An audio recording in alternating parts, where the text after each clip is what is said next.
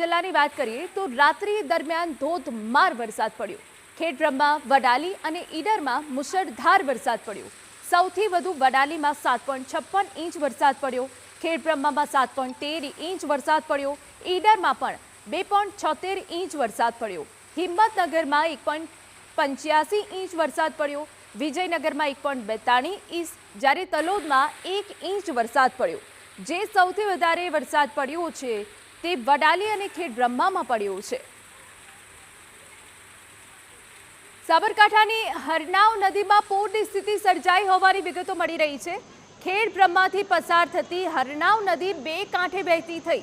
હરનાવ નદીમાં મોડી રાત દરમિયાન જળ સપાટી વધી છે। ખેડબ્રહ્મા અને આસપાસના વિસ્તારમાં ધોધમાર વરસાદ પડ્યો છે। આપને જણાવી દઈએ, વડાલી અને ખેડબ્રહ્મામાં જે અનરાધાર મુશળધાર વરસાદ પડ્યો છે તેની અસર હરનાવ નદીમાં પડી છે અને હરનાવ નદીમાં પૂરની સ્થિતિ સર્જાઈ છે। પૂરના પાણી કે જે રોડ પર ફરી વળ્યા છે। આપને જણાવી દઈએ કે ખેડબ્રહ્માથી પસાર થતી હરનાવ નદી બે કાંઠે વહેતી થઈ છે। ત્યારે અમારા સંવાદદાતા અવનીશ ગોસ્વામી વધુ વિગતે વાત કરવા જોડાયા છે। અવનીશ, ક્યાં કેટલો વરસાદ પડ્યો છે, શું સ્થિતિ? જે પ્રકારે ગત રાત્રિ દરમિયાનથી વરસાદી માહોલ જે છે તે છવાયો હતો। જે પ્રકારે જે વરસાદ મોડી રાત બાદ ધોધમાર વરસો શરૂ થયો હતો, ખાસ કરીને ખેડબ્રહ્મા, વડાલી અને ઈડરના એટલે કે સાબરકાંઠાના જે ઉત્તરીય જે ક્ષેત્રના વિસ્તારો છે તે વિસ્તારોની અંદર આ વરસાદ જે છે તે ધોધમાર વરસ્યો હતો।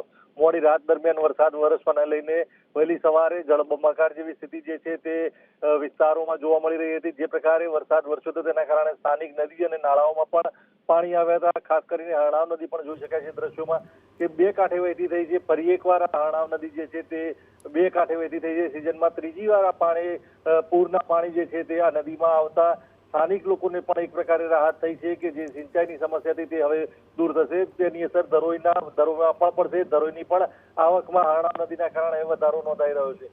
જે પ્રકારે હરણાવ નદીના દ્રશ્યો છે તે પ્રકારે કહી શકાય કે ઉપરવાસના જે વિસ્તારો છે ત્યાં પણ ભારે વરસાદ વરસવાના કારણે આ નદીની અંદર પૂર આવ્યું હતું। હાલ તો જે પ્રકારે સ્થાનિક તંત્ર દ્વારા પણ વિસ્તારોની અંદર જે પ્રકારે કાર્યવાહી હાથ ધરવામાં આવી છે તે પ્રકારે સ્થિતિ જે છે તે નિયંત્રણ હેઠળ છે અને કોઈ પણ જગ્યાએ પાણી ભરાવાની જે સમસ્યા છે તે હળવી હોવાની હાલ તો સમાચારો અને વિગતો સામે આવી રહ્યા છે। બિલકુલ આભાર અવનીશ। તો હરનાવ નદીમાં મોડી રાત્રે જળ સપાટી વધી છે।